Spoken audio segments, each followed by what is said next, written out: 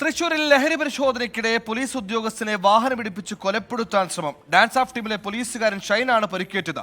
ഇയാളെ തൃശൂർ എലൈറ്റ് ആശുപത്രിയിൽ പ്രവേശിപ്പിച്ചു. സൂരജ് സജി തൃശൂരിൽ ചെയ്യുന്നു. സൂരജ്, പരിക്കേറ്റ പോലീസുകാരന്റെ ആരോഗ്യനില എങ്ങനെയാണ്? എന്താണ് സംഭവിച്ചത്? ലഹരി പരിശോധന നടത്തുമ്പോൾ അതേ വാഹനം ഇടിച്ച് തെറിപ്പിക്കുകയായിരുന്നു. വിവരങ്ങൾ.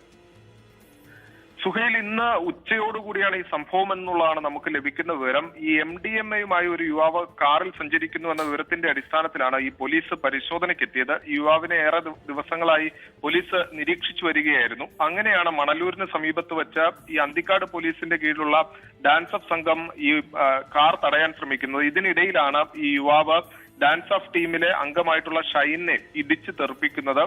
കൈക്കുൾപ്പെടെ ഷൈൻ ഒടുവുണ്ട്. ആരോഗ്യനില തൃപ്തികരം എന്നുള്ളതാണ് പറയുന്നത്. പിന്നീട് 5 കിലോമീറ്റർ ദൂരം ഈ കാർ ഓടിച്ചു പോവുകയും ചെയ്തു. യുവാവ് മാമ്പുള്ളി സ്വദേശിയായിട്ടുള്ള പവൻദാസ് എന്ന ആളാണ് ഈ വാഹനം ഓടിച്ചിരുന്നത്. നേരത്തെയും ലഹരി കേസുകളടക്കം നിരവധി കേസുകളിൽ ഈ പവൻദാസ് പ്രതിയാണ് എന്നുള്ളതാണ് പോലീസ് പറയുന്നത്.